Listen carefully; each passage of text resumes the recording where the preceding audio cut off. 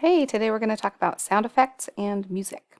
So I've already loaded up lesson 16, changed the title to lesson 17, and the description to sound effects and music. And then I'm going to save it as lesson 17. Let's start by clicking the sound effect editor. That's this icon here. Each of these little boxes holds a different sound effect. And if you click on a different box, you'll notice this number change. That's the number you're going to use to actually play the sound effect in your code. These are called waveforms, and they affect the quality of the sound. So if I hit the space bar, my sound will play. And you can see that the sound is really affected by what it looks like. So the first three are included already, and then you can make your own and do whatever you want with these sound effects. Okay. To actually make the notes, here I'll go into a new sound effect here. So this is what it looks like when you first start. This is the volume. This second area is the notes, and then the third area is the pitch.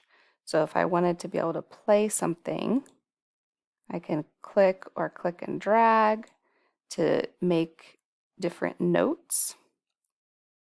All the way at the bottom means there's no note there.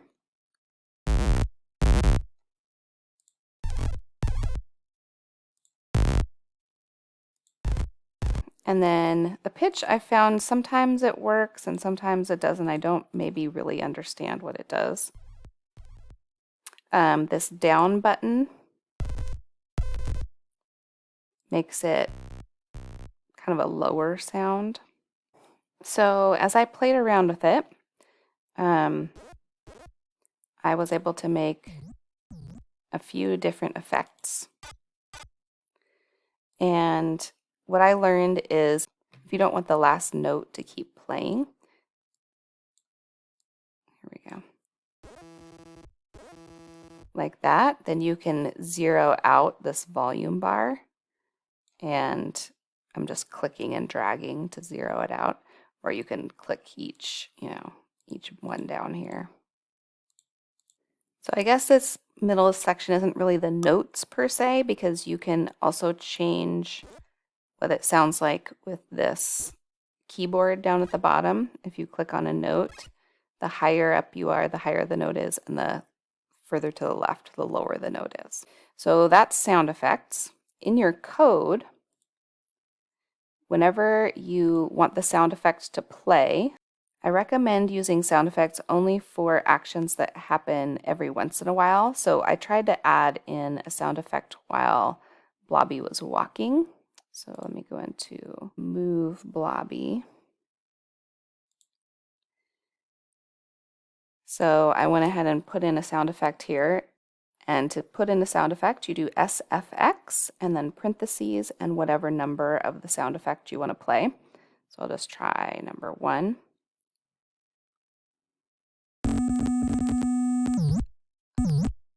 So if I just click the left button, it plays the entire sound effect.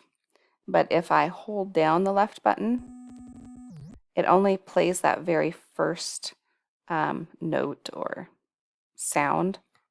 And then when I let up, it's able to play the full sound. And the reason that's happening is because I'm restarting the sound effect over and over and over. So it's always only able to play that very first tick of the sound effect. So I don't recommend putting it in something that's happening over and over and over.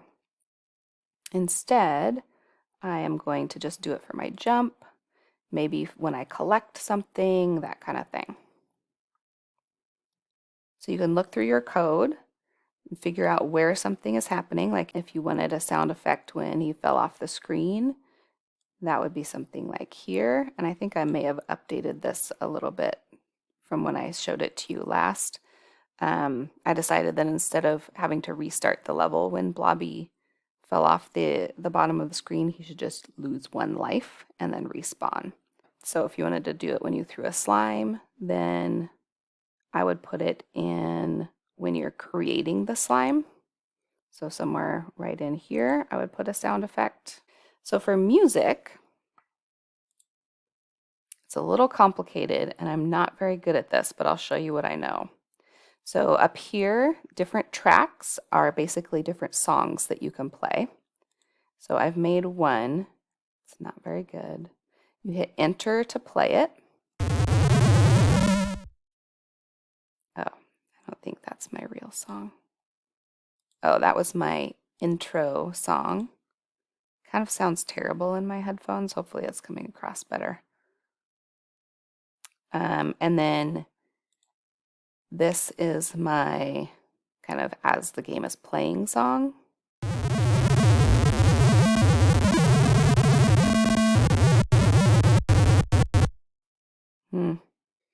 So I have kind of a music section and I have a drum section.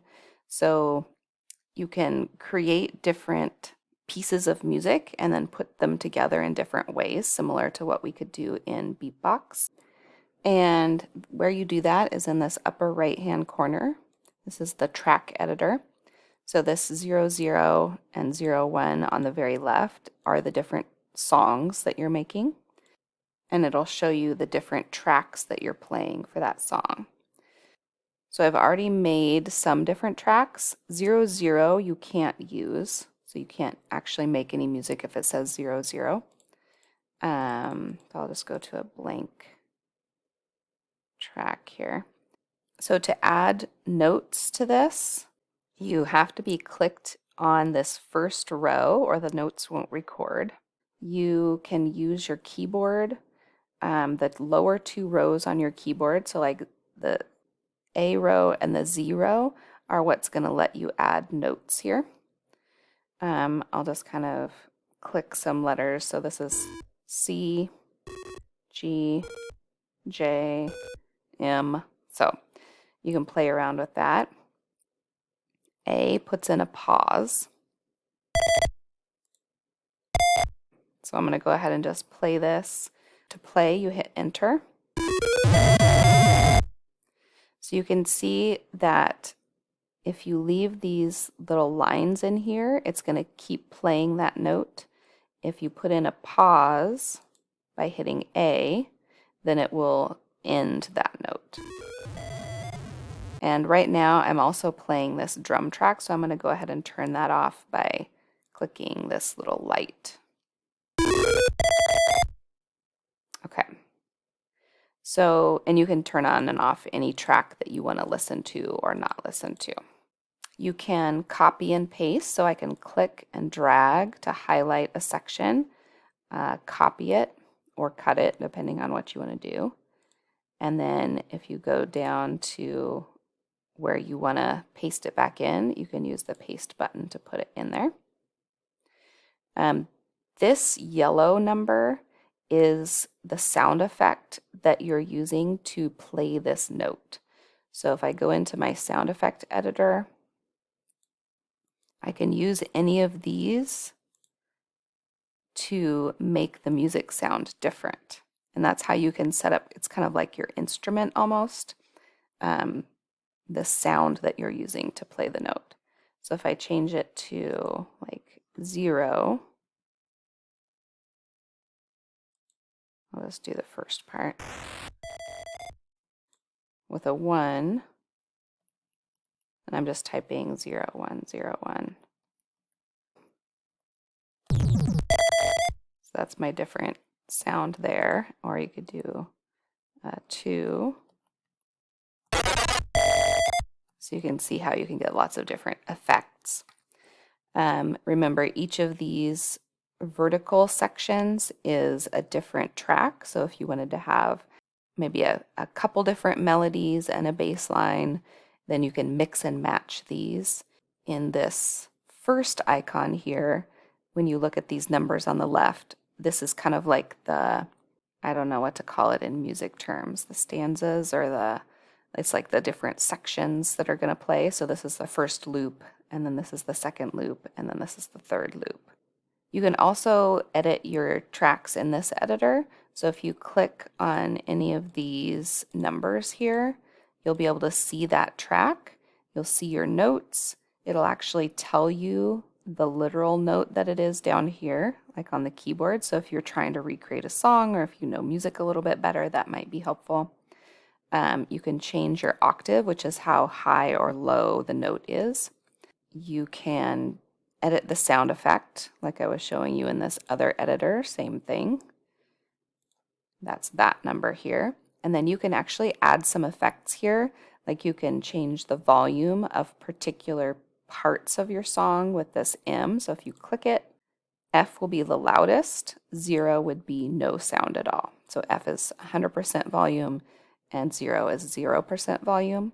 This is hexadecimal, so it goes 0, 1, 2, 3, 4, 5, 6, 7, 8, 9. Once it gets to 9, it switches over into the alphabet, A, B, C, D, E, F. And if you count that up, it should be 16 different values. So that's hexadecimal. The C changes the note into a chord. You can play around with that. It's just a different sound effect. J would allow you to jump to a certain spot, and if you click the J, you can put in the number that you want to jump to. S is, it's like, kind of like a slide. I didn't actually play around with the P. Sounds like it's allows you to pitch it up or down a little bit. V is like, it says at the bottom, period X and depth Y. So the period is how fast it happens, and depth is how much it vibrates. So you can do different numbers for each of those. And then delay is just what it sounds like. It's a little bit of a pause before a certain note. And the ticks, remember we're doing 60 ticks per second. So you can do 0, 1, or 10 would be 1, 0. So to actually play the music, the command is music, parentheses, and then the number of the track. If I wanted to play some music at the very beginning, I don't want to put my music call in TIC because that will keep calling music over and over and over and just restarting it. So instead, I want to put all my music calls in initialize so that when I start something, it can start the music. So I'm going to go into initialize. So for example, maybe I want to have some starting up music. I can call music, turns green, I know that's a command. And then in here, I think my intro song was number 1. So let's run that and see how that sounds. All right, sounds better when I'm not recording, but. And then if at some point I wanted to stop playing my music, if I switch to level 1, maybe I don't want any music in level 1, then I can just call music with nothing inside the parentheses and that will stop the music playing. Otherwise, it'll keep looping through whatever you have. So that is music and sound effects. I'm going to go ahead and make sure I save. And then I'm going to download lesson 17 and make sure that you save that into your Google Drive so that it's safe. Oh, I forgot to put .tic. All right, that is all for this lesson. Have fun with the music and sound effects. And in the next lesson, I'll talk about how to export this so that you can turn it in.